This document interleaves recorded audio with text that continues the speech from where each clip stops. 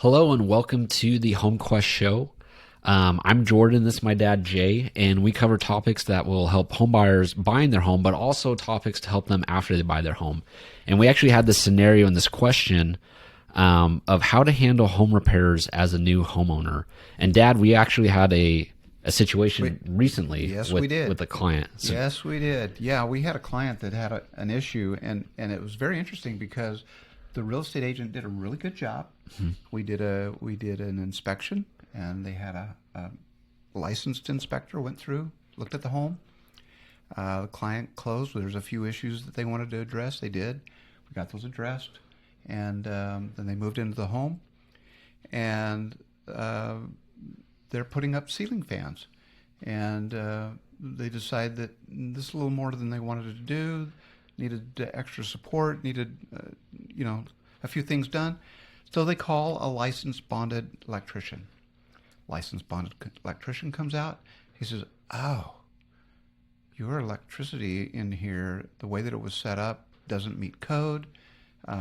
Worst case scenario, it's a $20,000 bill." And it just went on and on. The client is freaking out.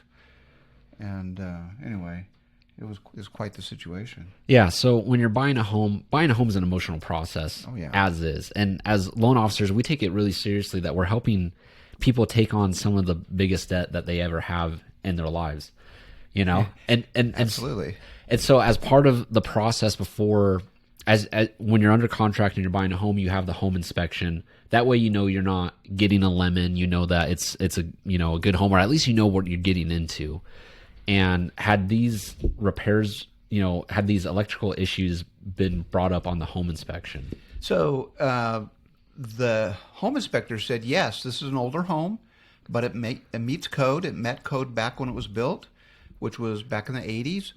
And so no additional work was needed. He pointed out that, yes, it was an older home, that codes have been, changed. But it did meet code at the time, and so there was no issues there.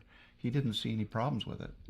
So to have a licensed bonded electrician come in and say, "Oh, this is terrible," basically, and your inspector should have caught this, it really caused some issues. Yeah, there's some heart rates increased and some panic set in, and so luckily the story has a more happy ending. What did the borrower do? And so I was involved with this a little bit, and I said, hey, let's get some second opinions. Let's find out what's going on here.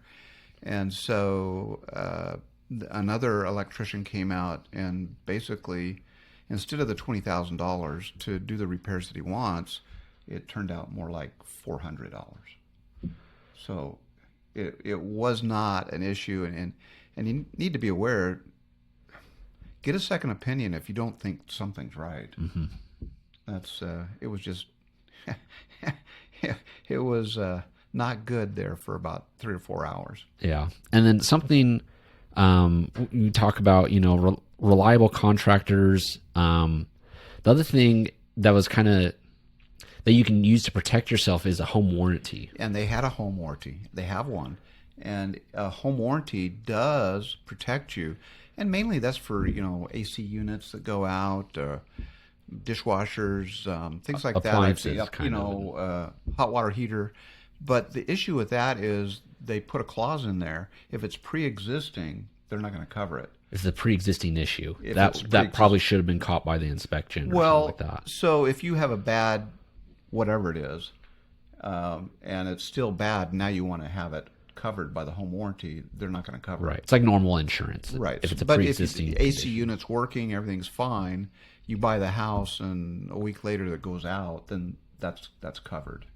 So that's, another issue you need to be aware of. And home warranties, they're not mandatory. No, they're not. Right. And you can negotiate who's going to pay for that. Correct. Yeah.